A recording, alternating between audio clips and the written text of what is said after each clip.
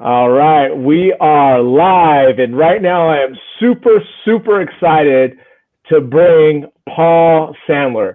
So, one of the things in real estate, or one of the biggest questions I get, are always regarding solar panels. And, none of us are experts out there. We don't deal with it on a daily basis. So, luckily, I was talking to Paul, a couple months ago, and you were telling me about the company that you have. And oh my gosh, this interview was a no-brainer. So anyone out there that has solar, thinking of getting solar, we're going to go over some of the problems, and Paul here is the solution. And I've been blessed to have Paul as a past client when I kind of first started. So I am super, super thankful that you are taking the time out of your day to really educate all of us on solar panels and the company that you have, My Solar Stats, which is a amazing solution. Yeah, no problem. Thanks for asking me. I get a lot of questions on solar as well. Our business is just a monitoring business. So we do, as it says, solar stats. So we do all the statistics on what the system is doing, whether it's working or not, sending alerts to people. Obviously, the more complex or the larger the system is, the more important it is to have a monitor watching the system all the time and then notifying you if anything's wrong or anything's broken so that you can get it fixed right away. But that's just on the monitor side. But from the solar system itself, I think people need to understand that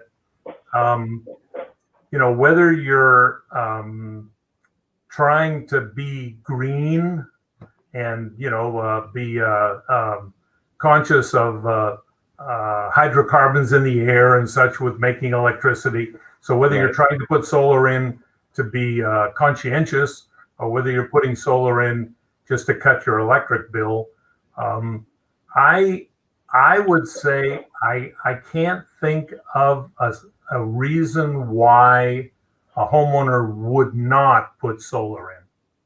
Got it. One of the things I get asked all the time is, oh, well, I'm old, I don't know if I'll have the house very long, so I don't know, if it's worth putting solar in.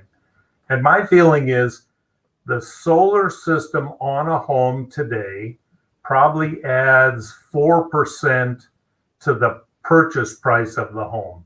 So your home's going to be worth 4% or so more if you have solar than if you don't have solar.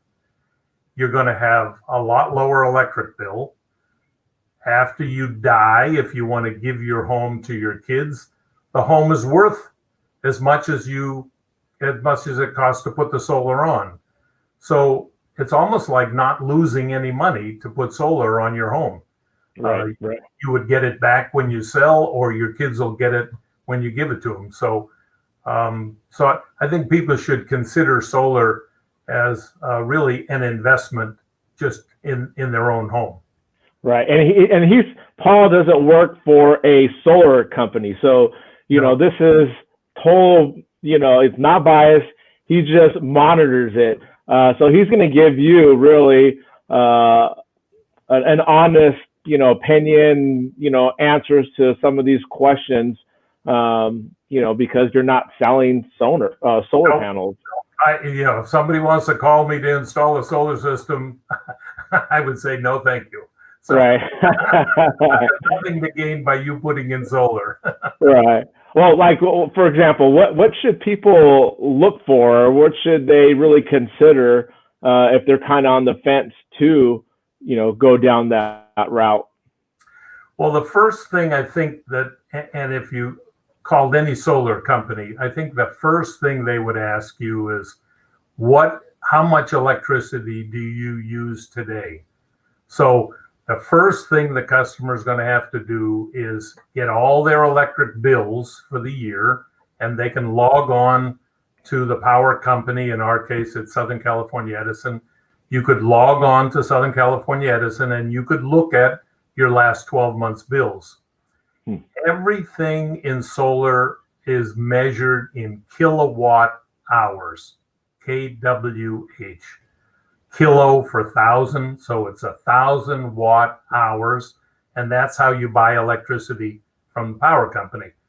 It may be at different rates, so many cents per kilowatt hour, but everything in solar is dealt with by kilowatt hour. So you're looking at how many kilowatt system do I need to have to offset the amount of kilowatt hours that I use.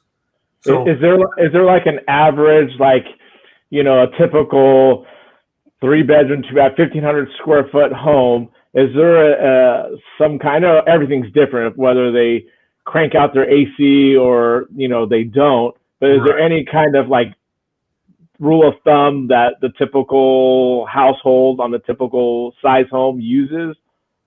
I think just from my case, I used about 1,000 kilowatt hours per month. Got it. I have a 4-bedroom house, 1,800 square feet, and a pool and air conditioning. So that would be, kind of on the high end, I guess, about 1,000 kilowatt hours a month. My next door neighbor's got a 2-story house. He probably uses 12 or 1,300 kilowatt hours per month. And then on the very low end, what Edison would call lifeline, that's like the minimum people use, would be 300 to 400 kilowatt hours a month. Got it. So, okay, that gives us a pretty good base. Yeah. So you would figure 500-600 kilowatt hours would be kind of a home with no pool, not a lot of air conditioning use, or maybe no air conditioning, just heating, and the standard kinds of utilities, 1 or 2 refrigerators that doesn't use very much really. And I don't think we have very many electric hot water heaters. I think almost everyone has gas hot water heaters, right? Right, the majority for sure. There were some all electric homes for a while there, but and electricity for heating is terrible. I mean, you always want to heat with gas. You don't want to heat with electricity. It's very expensive. Right. So that's kind of a rough number. A rough number for solar now. Let's talk about solar, because remember, everything's in kilowatt hours. Right. So if you look at how much power you use in either an average month, or if you want to total it by the year, then you just have to, I would say total it by the year and then divide by 12. So you know about what you're going to use per month. So let's just say it was 600 kilowatt hours per month.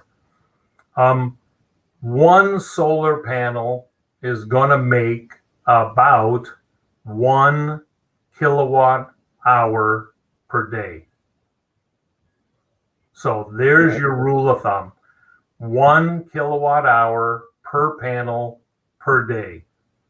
So if you're going to use 600 kilowatt hours in a month, and you got 30 days, so you're talking 20 kilowatt hours per day. That means you're going to need roughly 20 panels to make 600 kilowatt hours each month. You'll make less in the winter and more in the summer. So, now the other thing, and we talked about this before we started, everything, once you change to solar, you do not get a monthly bill from your power company.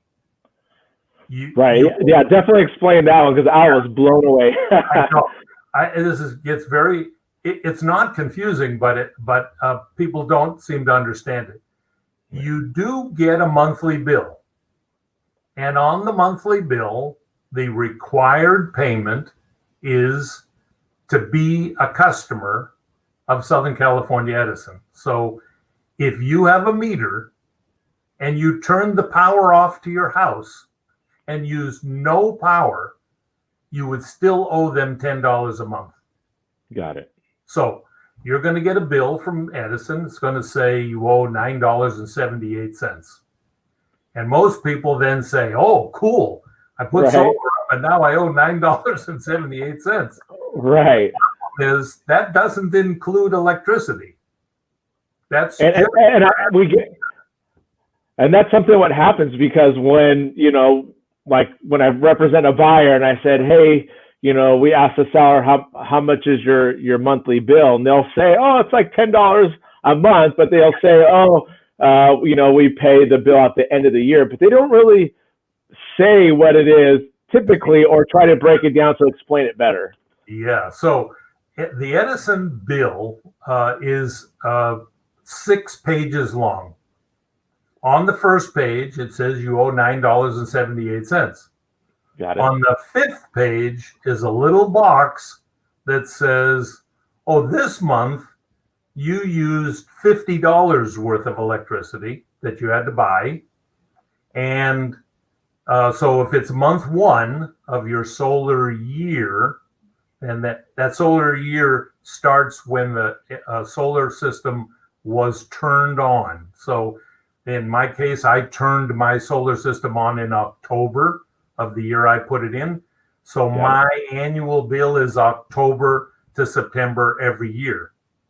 So got it. September, when I get my bill, it says, oh, for the last 12 months, here's the total amount you owe us for electricity.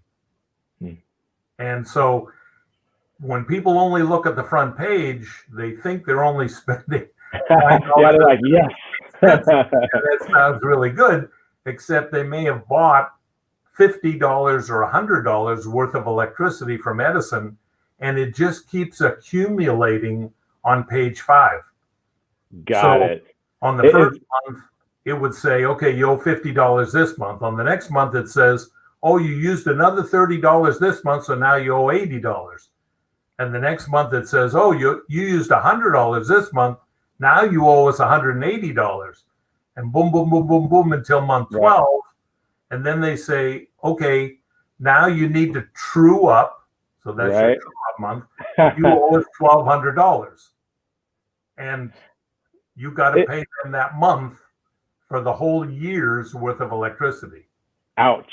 Is there some way that they can just, because, most of us aren't great with saving and putting like taxes, most of taxes on property are impounded. So you don't have to, come up with 5,000, 10,000 at the end of the year. Are they able to, pay monthly towards that so they don't have such a big bill? Yes. So whenever we put the monitor in, I always make the customer drag out their bill because I know no one's ever told them this before.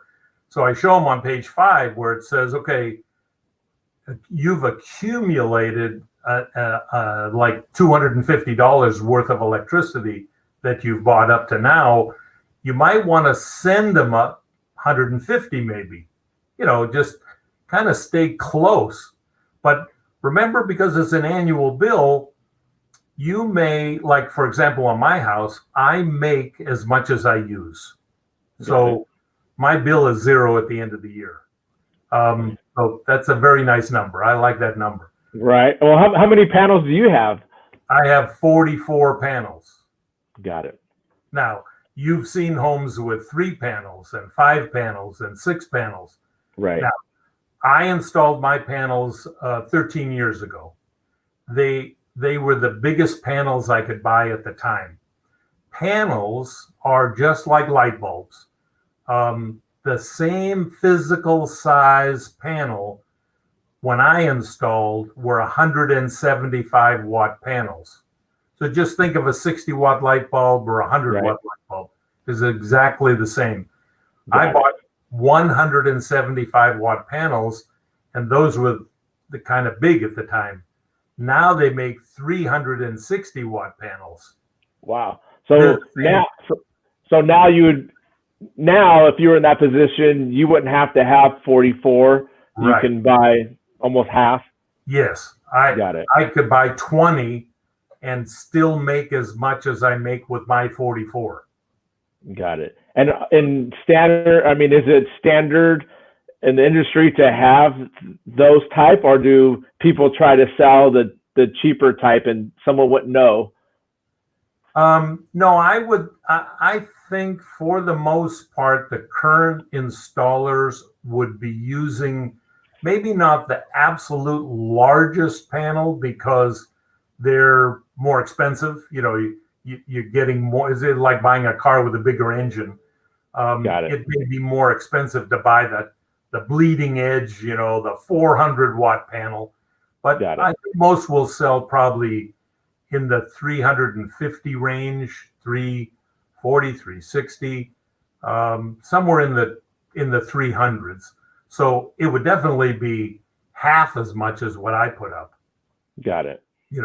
And my son, he had 28 panels installed, and then we put another 10, and the 10 made more than the 28. Wow. So same kind of thing, because now they make bigger panels and or more wattage per panel. So, you don't need as many. And so the installer, of course, is trying to look for the least number of panels because that's the least amount of work he has to do. Got it. So how fast is this going? So is next year they're going to be even more powerful and quick than someone wait, or is it pretty much, unless they're going to wait 10 years and it really is not going to make it that much of a difference? Yeah, it's a difficult question. I would say when you should install as soon as you can, just like you would say you should buy a home as soon as you can. Right. And it's kind of the same thing. I've not had an electric bill for 13 years. Wow, must be nice.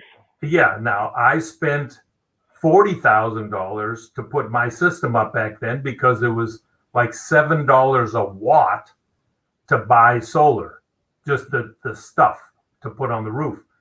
It's now less than $2 a watt, or less than $3 a watt for sure, to put solar up. So yes, it would get a little cheaper every year if you waited, but that was one more year you bought electricity. Right. So I think it all pays off. The typical solar installation, if you buy, not lease, and we could talk about that too, if you buy, it will pay for itself in 7 years.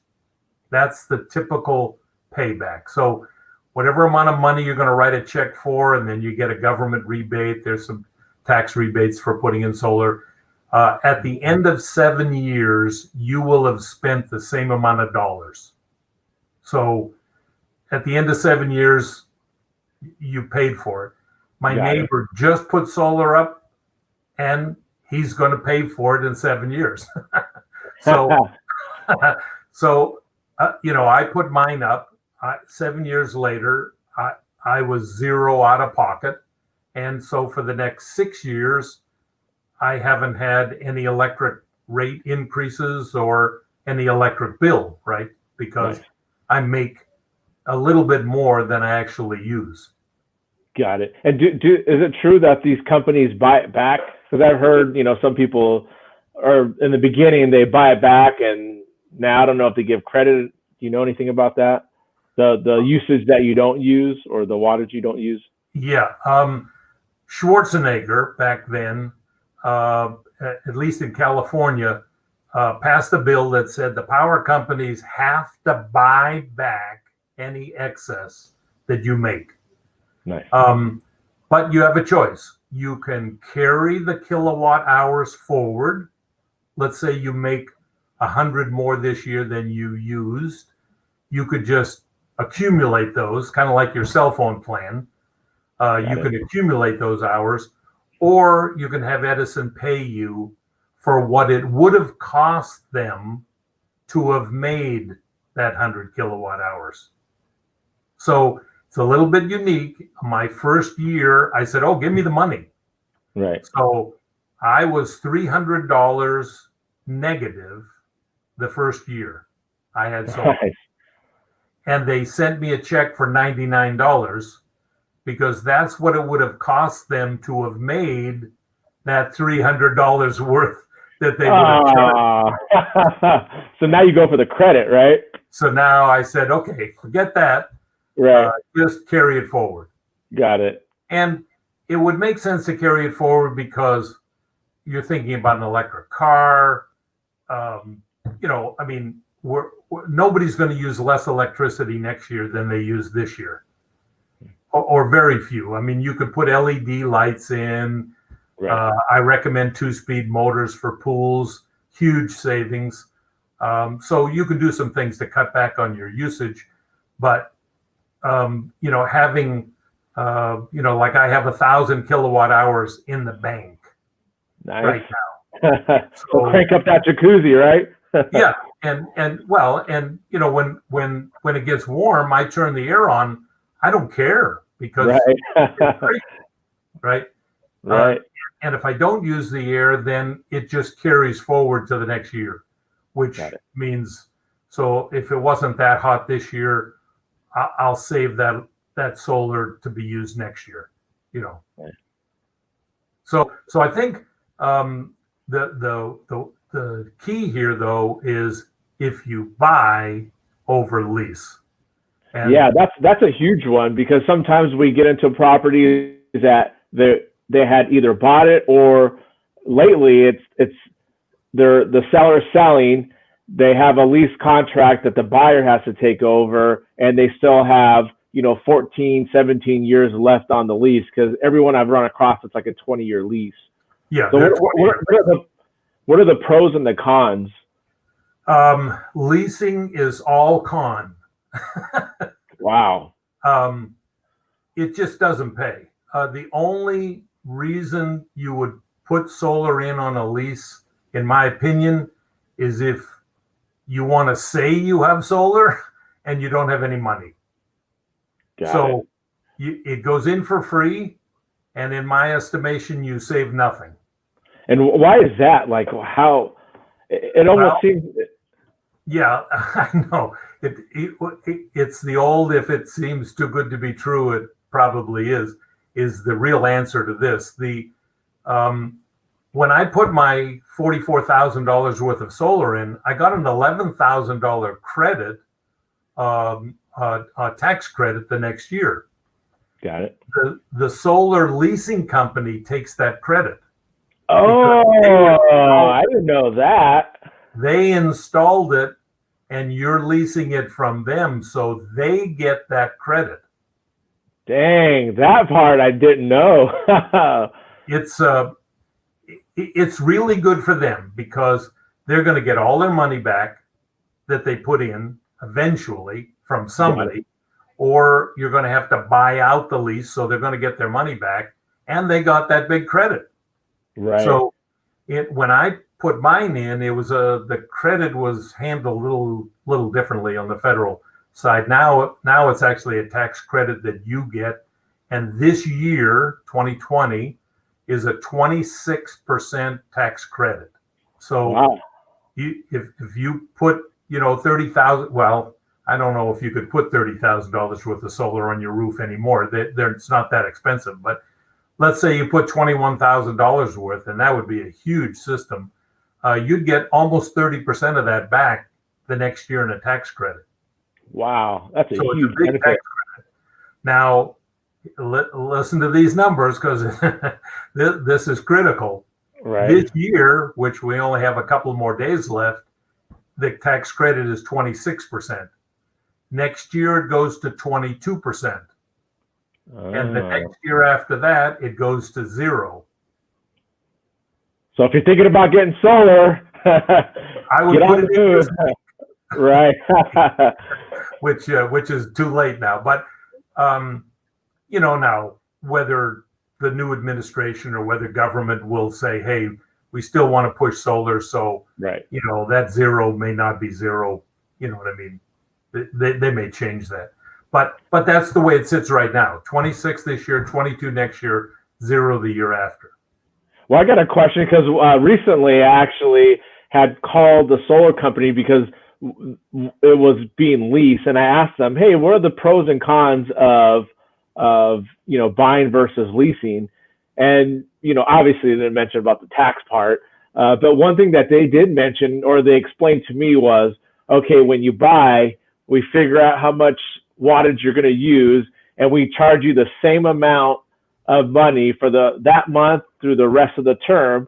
Where if you lease it, you start low, and then it increases. So you might start at $80 a month, but by the time you get to the end of the 20, it might be 220. And that was kind of their explanation of pros and cons. It's either you have a straight payment for the rest of the life, or it just fluctuates into a number it's going to hit. Right. Well, the problem, one of the other problems with a lease is you still own your electric bill. So as the electric rates go up, you are subject to all those rate increases. So, you got a lease for 20 years, but that's not how much it's going to cost you to buy electricity for 20 years. You still have your electric bill. So I had a friend down the street. He said, "Oh, I got solar now, so I can use all my air conditioning every day. I don't have to care about anything." I said, "No, you still own your electric bill." He said, "No, I pay $9.70 a month." I said, "No." I went through that with him too. Oh, man. At the end of the year, when he had to true up, he paid $1,000 for his electric, which was all of the money he saved in putting the solar in. Got it. So he ended up with zero. And now as rates increase over the next 20 years, he's going to absorb those rate increases. Right? Got it. So if you're looking for solar, definitely buy. But what advice would you give to someone that is leasing or is getting a property that's leased or has bought a property that is leased? Is there anything that they can do or? Well, you can buy out the lease. I mean, because you've lost that tax credit, it's a huge difference, right? Because they got that 26% and you didn't, and now it's too late. I don't know how that pencils out, because if people ask me, what should I do, lease or buy, tell them buy. If you don't have the money, of course, you don't have the money. So, I mean, that's understandable. But if you would take a loan out, a home improvement loan to rebuild your kitchen, I would consider the same thing for putting solar up. I mean, if you take a $10,000 loan to put solar up and you have either very minimal electric bill every month or no electric bill every month, and that's going to go on forever. The solar panels are guaranteed for 25 years to put out a minimum of 80% of what they did on the first day. So they're going to perform pretty much for the next 20 years. There are a couple of ways of installing solar with either micro inverters or string inverters, probably a little more complex than it's worth talking about here. Do these companies give you the option of either one, or do they just stick you with one? I think most companies have a preference. Like you can talk to one installer and they say, "Oh, we put in string inverters."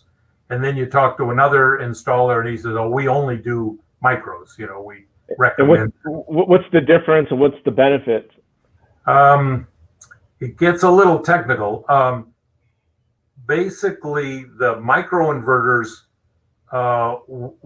were an easier way to install, a little less electrical conduit and piping and wire and stuff. So the installers liked it. But then if one inverter fails, like on my 44 panels, the inverter is underneath the panel. So you can imagine if one failed. Oh, yeah, that's a pain. It's going to be a real pain to take a whole bunch of your solar apart to put the one new $200 micro inverter in and then put all the panels back. So early on, the micros weren't very reliable. Now they're a lot better. So, that's kind of what was so exciting about your company, because I didn't realize, and I don't think anyone realizes, there's really no way to monitor when something fails. Like, what you just mentioned, what happens if one goes out and you had to fix it? Well, how do you even know if one or two or the whole system goes out? Exactly. I have a friend in Arizona put a system in with 2 strings of 10 panels, And he called me one day and said, "Hey, it doesn't look like my system's working right." So I dialed into his monitor, and 10 panels were offline.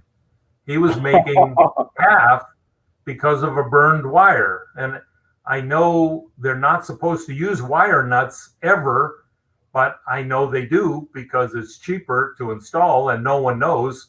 Both the inspectors don't look and you don't know to look. So I told him, I'll bet you have a wire nut that burned up and now you lost half your panel. So call the guys, they'll come out, and I'm sure that's what they're going to find. And of course, that's what they found, a burned up wire nut. So they put another 2-cent wire nut in, and now he's got half his panels working again. So now I told you about my baseball player friend who, yes, he had our monitor.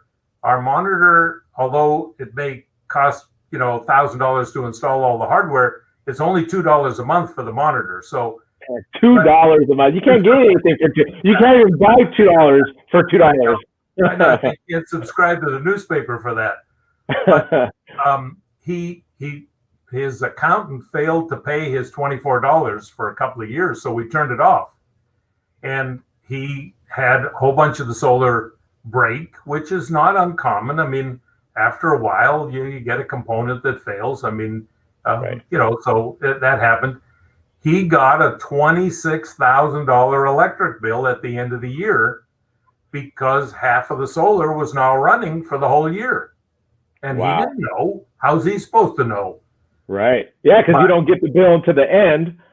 Well, if you look on page 5, you would know. But who does that? Yeah. I mean, seriously, anyone out there watching, when's the last time you really looked at your electrical bill? Probably zero. At least past the you owe this amount, right? That's it. Exactly. That's as far as I get. And so it's really important for solar people to understand you're on an annual bill. So that's critical. And, if you want to log on to Southern Cal Edison, they will show you, they'll graph every day what you made.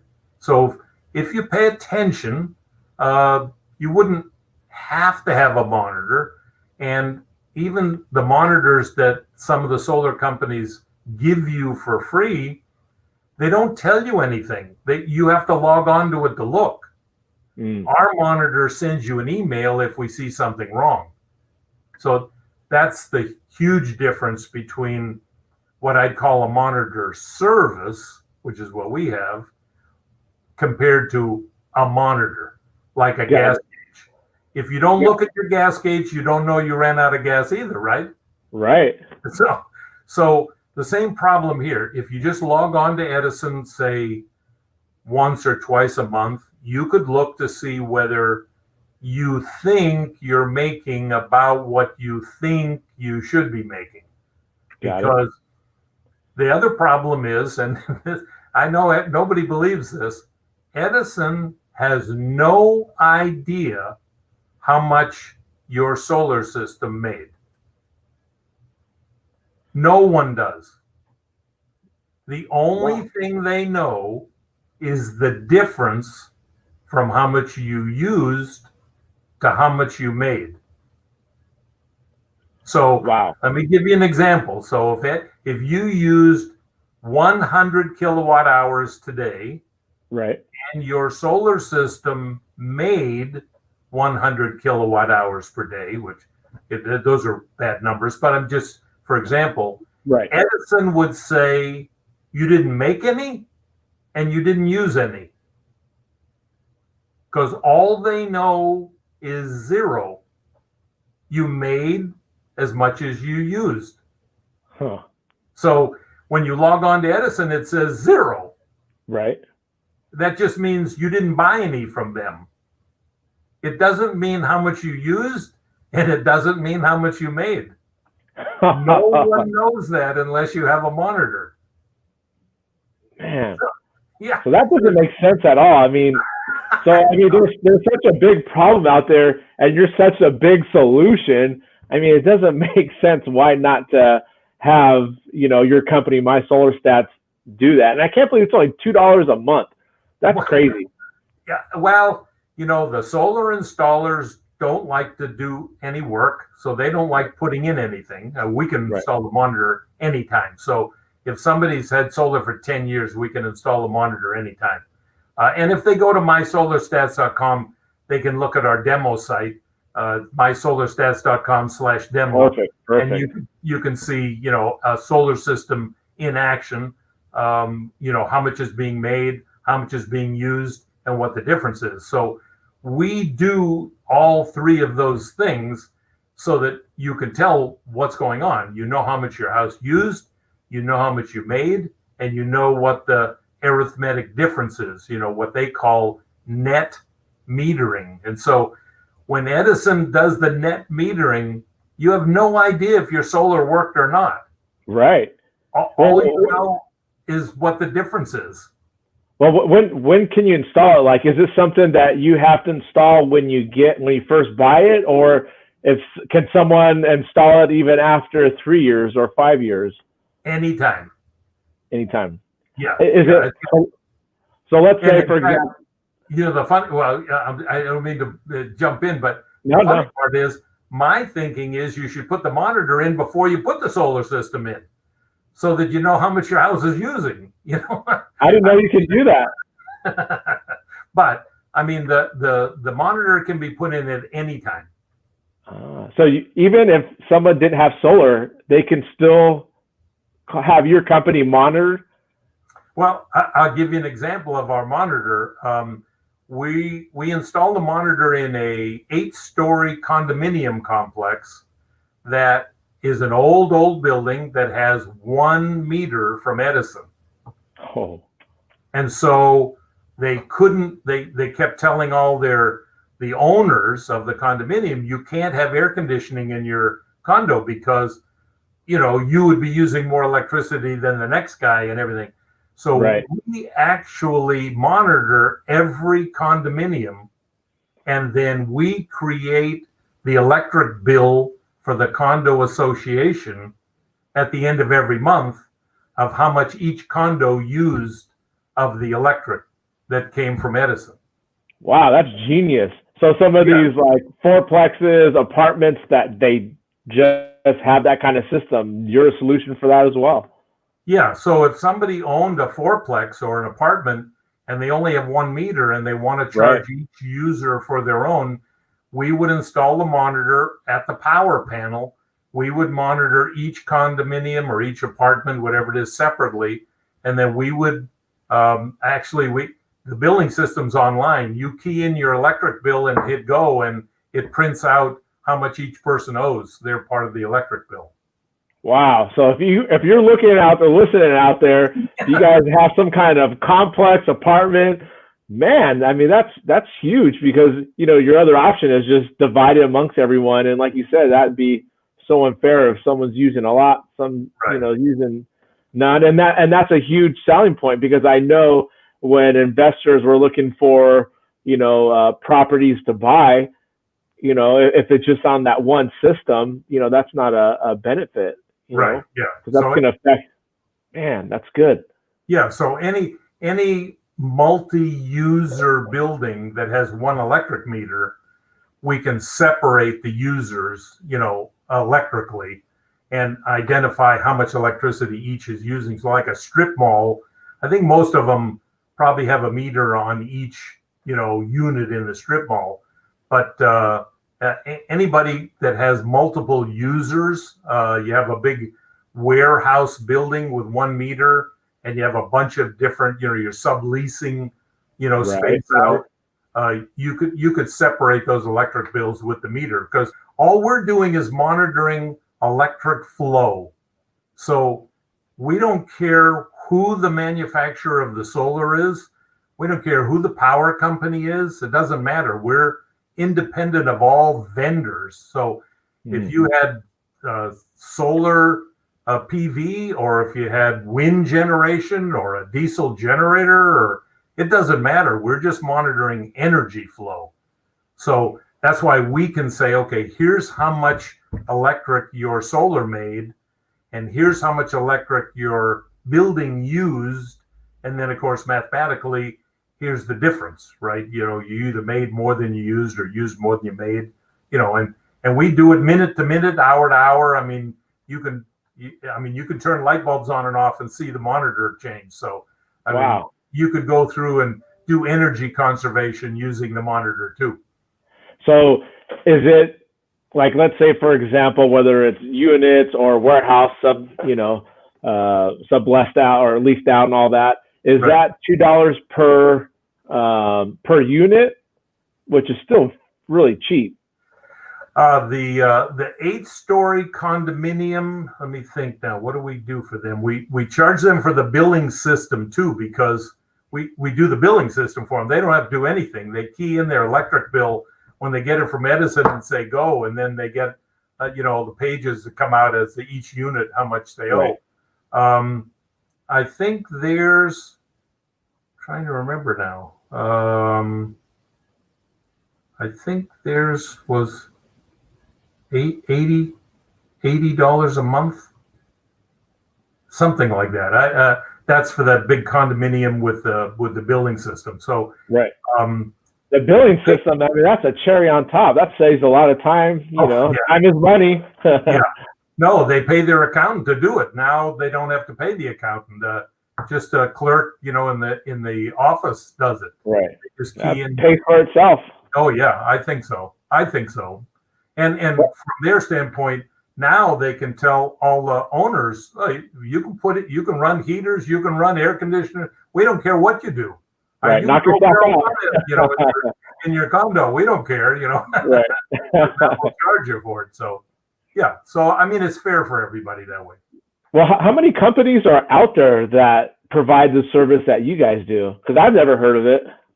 No, there's some that monitor water usage in like a Rossmore Leisure World or something. If people had their own water and you wanted to charge everybody for their own water, they would put a monitor on every unit, and then they would tell them how much each person from watering standpoint.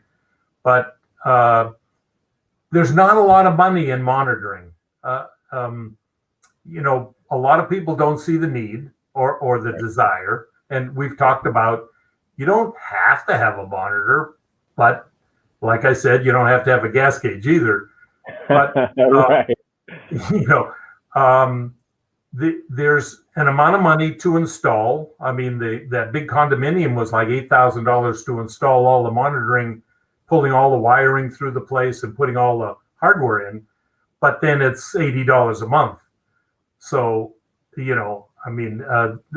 there's some amount of money just to install the thing, and that may turn people off. But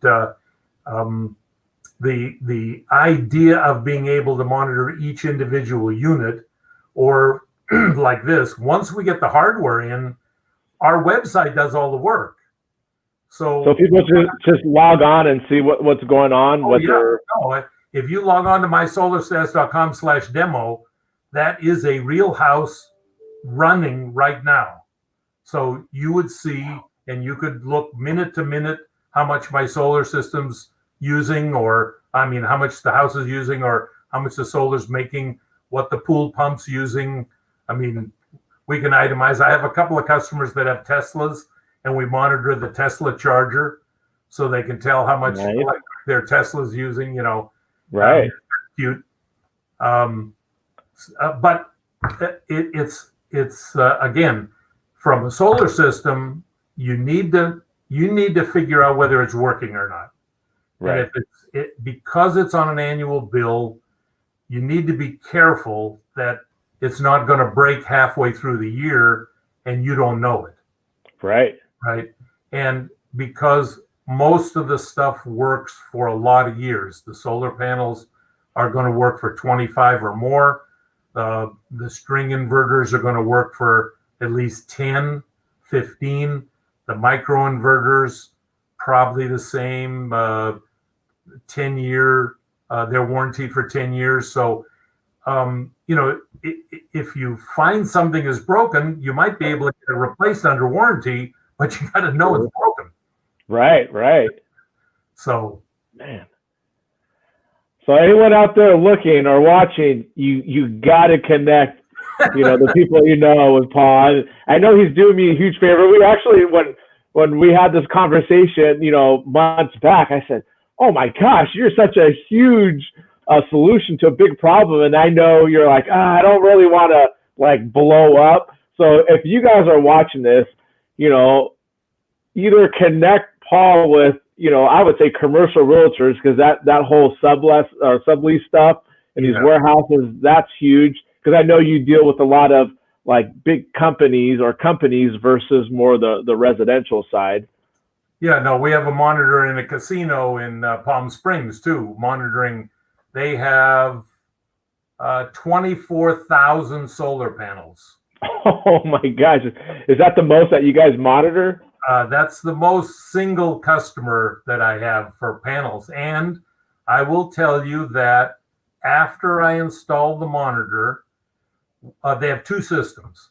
On one system, we found 500 panels that were not working.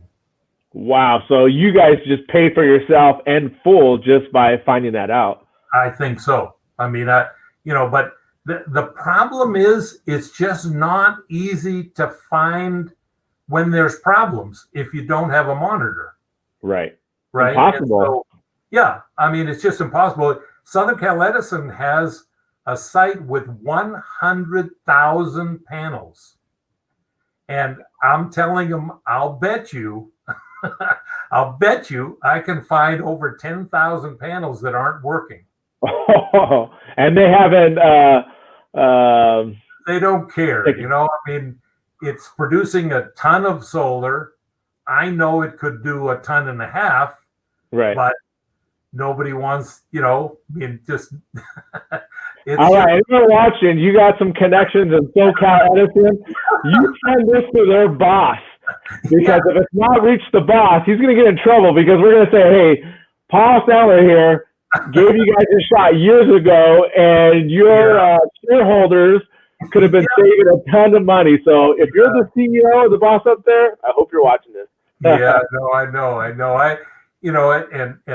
The repair guy that I've connected to, he and I now put in monitors all over the place. We're doing monitors now on off-grid homes. What do you mean off-grid homes? They're a home that is too far away from the street to get electricity. So they have solar, which charges batteries, which run the house. They do not have a grid connection to Edison. Is that efficient enough to run like a house like your size, or does it have to be just something minimum? We're installing one in Julian. The house is 2,500 square feet. No way, because that's huge. I mean, I deal with people that build homes from the ground up, and one of the biggest expenses is trying to find out where the utility lines. How much is that going to cost if there's no electricity around? That's expensive to get it to the home. So that is huge. Yeah, no. And so there are a lot of homes. You and I don't know many people because they're not, in the city, basically, they're kind of on the outskirts, but they're called off grid because they don't have any wires from Edison going to their house. So if they're going to run the house, they have to run it off, either generator, which in California, you can't run a generator too many hours because of the pollution. EPA won't let you run a generator. So now you have to have battery. So you run the house on battery, and then you put enough solar in to charge the batteries during the day and run your house during the day, and then the batteries run the house at night. So those people, they're really critical on knowing that, one, the solar is working, and two, that the batteries are charged. They got to know what the state of the battery's in. So our monitor does both AC and DC monitoring now. So we're going into. I just installed a monitor on the Cal OES, the Emergency Equipment Service for California. They have Okay. trucks that go out that are battery operated. That when they have fires and that the communication vehicles, and the batteries are always dead.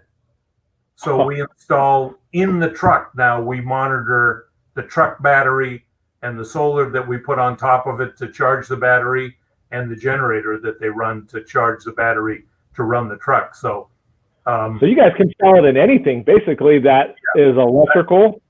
Yep. And in those we installed a cell phone router because we're web based. So we actually have mobile internet in the truck to send us the data on the condition of the battery. So yeah, we've expanded now and that's why I say the reason we charge $2 a month for homes is that it's a side business now. It's what we started. Got it. When I put my solar on my house and I put my own on, I could not find any way to monitor it that I liked, that could tell me what the house used, what the solar made, and what the difference was. Nobody was doing that. So that's how we formed our company. We said, okay, we got to make a monitor to monitor my own house. Right. So once we did that, so then it was like, well, I think a lot of people could use this, but nobody's going to spend very much per month to monitor their solar system. They just won't. Right. And all the companies that had small systems that could monitor a home were charging like $8, $10 a month, and it cost them too much to monitor it for the $8 a month. With us, we're really into the bigger businesses, more on the commercial side. So we just threw in the homes. If you want to put it in, a couple of bucks a month, and we'll let you know if it's failing. And so the homes are really not our business, but it was easy enough to just add it in and make it affordable so that anybody could put it in. All right. So if you guys are watching, if you're lucky enough where Paul would say, all right, you know John, or you're a past client, we'll take care of you. That's because, right. Man, I mean, I don't see you doing this. I mean, I would throw you on Shark Tank. I mean, this is just crazy amazing to me. I mean, it blows my mind. No, me too. But it's interesting. People, I mean, I had a company, affordable housing group in San Francisco call me for a monitor, and they got no internet. They've got these big buildings, that are multi-story buildings for low income, and he wanted a monitor. And, everybody wants it until they have to decide how they're going to pay for it. And, what's the benefit and everything. Go, look, I'm not going to put it in for free, so, right. And it's going to cost you, $20 a month to monitor. I mean, they had 5 buildings. So I think it was like $60 a month, something for the 5 buildings for like 4,000 tenants. I mean, it was kind of crazy, but they were putting solar up. And this is, I guess, one other issue.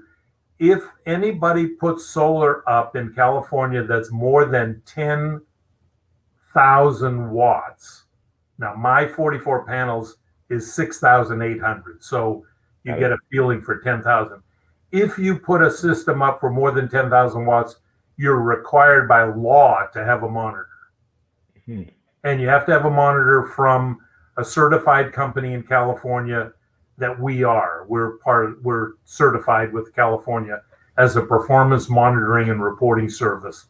So, but again, very few homes are going to put up a system more than 10,000 watts. I mean, that's just really big. Man, that's amazing. Yeah, so it's a lot of fun for me. I mean, we started it because I couldn't find a monitor for me, and so I made one, and now we sell it. Yeah, you're genius.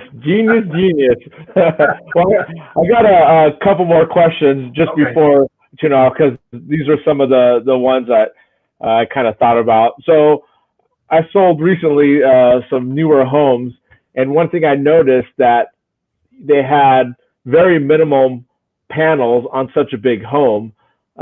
Is that because, and I don't know if this is 100% true, but I heard that the newer homes have to have solar panels, and now, so are they just putting whatever in there just to get past that, regulation, or what's your thoughts on that? Yeah, yes, and yes. California passed a number of laws about all new homes have to have solar. They never sized it, so to my understanding, there's no requirement to have X% of what they think the home's going to use amount of solar on the home. So they're putting in just a minimal amount of solar in order to say, check the box that says I have solar. Right. Done. Yeah, it's done. So I would say, again, if you just think about it, if you're going to use around 600 kilowatt hours per month, and and one panel is going to make 1 kilowatt hour per day, you can now tell what's going to happen to those homes with 3 or 4 or 5 panels. It's almost not even worth putting on. I mean, got it. It's not even going to be a 10% of what they're going to use. So, right, you're like, oh, perfect. You're paying for your porch light. Yeah, I mean, you won't even pay for your refrigerator. So, oh man. Can you add more? I mean, let's say you bought a new home. They have 3 panels. Can you just add more to make it more efficient? Well, yes. The string inverters require a minimum amount of panels to have a string. So that would be 8 to 10 or so to have any panels at all.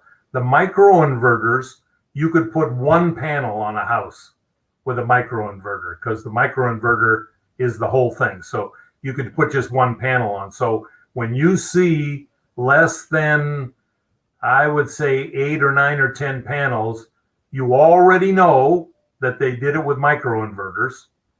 So that's one thing. Got it. And then if they put microinverters, you could add more panels, but if you add more than 10% to a system, you have to get a brand new permit for solar. Really? So, yeah. So by putting in 3 panels, they didn't help you much. I mean, if you're not going to put in, well, even 10, I would say if you're not going to put in 12 to 15 panels, you really haven't taken much of a bite out of your electric bill. Got it. So, I mean, if you put in 10 panels, you make 10 kilowatt hours per day times 30 days, you only made 300. We already said you're going to use 600 per month. So right. barely used half. To put in enough solar to go to 0 is probably silly, because you spend a lot of money to get that last little bit of solar, but I mean, that last little bit of usage.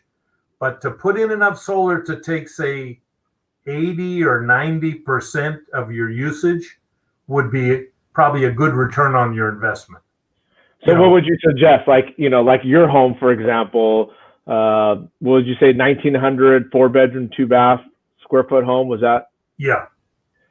So if you had to do it all over, with the new systems of the new panels, if I just use my money, forgetting the new technology, because now the panels are bigger and everything, so right.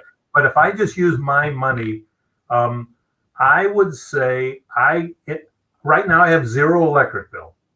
Right. If I had put in $10,000 less of solar for all the parts that I bought, I would have had a $20 a month solar electric bill.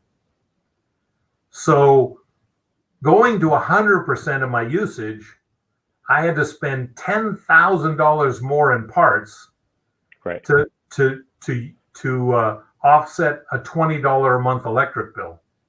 So probably wasn't a good ROI. Got it. Right. So yeah, that makes sense.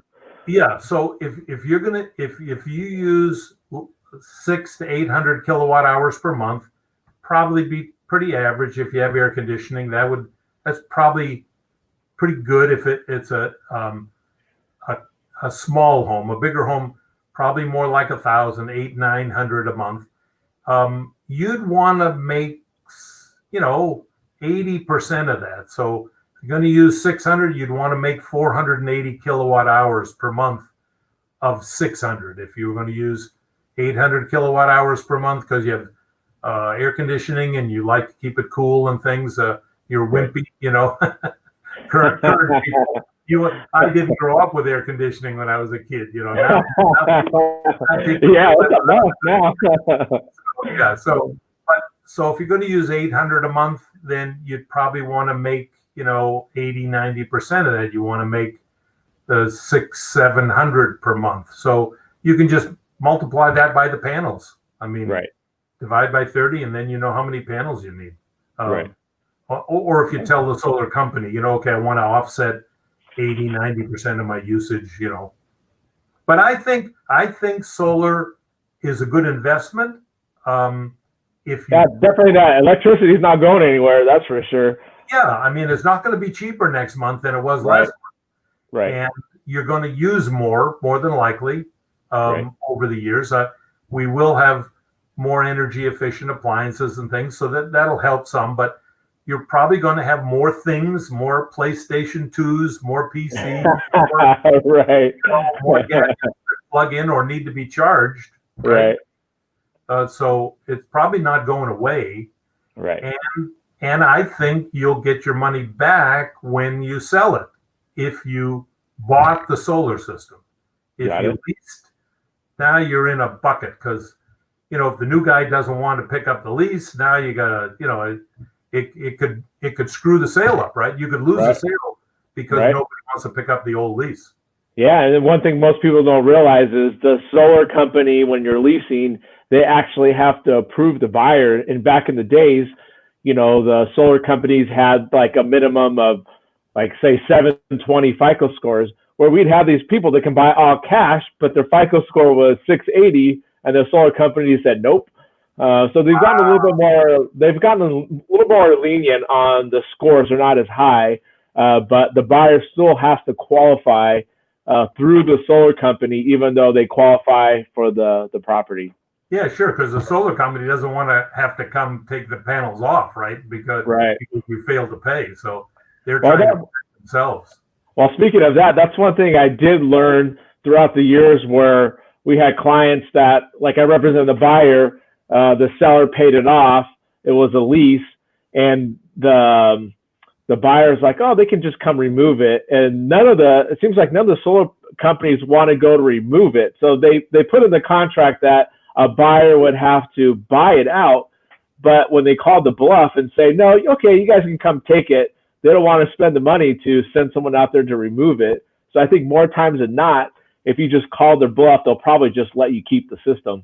Oh, wow. Yeah, because, I mean, like mine, my panels are 175 watt panels. They're hard to find.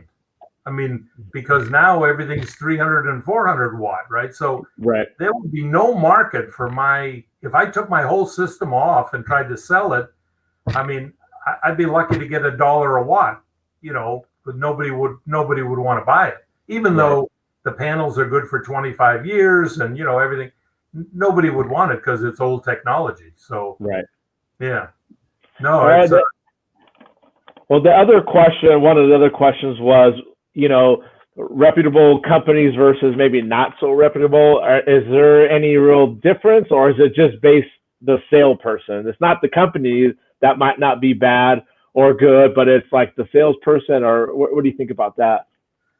Well, it's really tough because at least historically, the solar companies will go out of business before all the systems they installed start failing. Oh. That's their way of, then they make a new company with a new name, and now they sell for another 5, 6, 8 years, and then they go out of business. So just about every company that I monitor their panels that have had problems, every company has gone out of business. Yeah, I've noticed recently the last two transactions that they started with one company, but every time, I don't know, just because of my luck, but Tesla has bought out all these companies that were in business, and for whatever reason, they just took over, and now they're the company. Yeah, it's what happened was, it seems to me, what happened was everybody, because they know absolutely nothing about solar, all they could do was price shop. So if one company came in for $12,000, and then the next company said, "Oh no, you need my Solar Stats monitor, and so it'll be $12,800," they would go with the guy that was $12,000. So nobody wanted to put a monitor in because it added money to the deal, and they knew the only way they were going to get the deal is if they were either equal or less than the other bidders, or the people that because they're price shopping. And so it just became a price thing, and they kind of killed themselves. I mean, each solar company would eat the other guy. Right. And then the problem came, for example, you're supposed to use number 10 wire to go from the panels down to the inverter. They would tell you they're going to use number 10 wire, but they would put in number 12 wire because it was cheaper. So, and you don't know that. Right. They don't know that. Nobody knows that. The inspector doesn't look. So now you've got an inferior product with wire nuts that they're not supposed to use, and conduit that was plastic instead of metal. So now it leaks when it rains. And so, you know what I mean? And so the buyer actually ends up getting screwed. Right. And so I would say you want somebody who's been in business a long time, if there's such a thing, and everything you have that salesman say has to be in writing. You've got to get them to write down all of their claims. Oh, we're going to offset 105% of your electric. Oh, this is going to run for, we're going to install it in one day. Write it down. Right. Got it. Huge tip. Yeah, they will say, "Oh no, we didn't say that," or Right. And so whatever they tell you, it's not true unless they write it down. Got it. And that's good. Other than that, I don't know how you tell a good guy from a bad guy. I mean, Got it. If you ask them for a reference, they're going to have you go to some place that just installed a year or two ago. Right.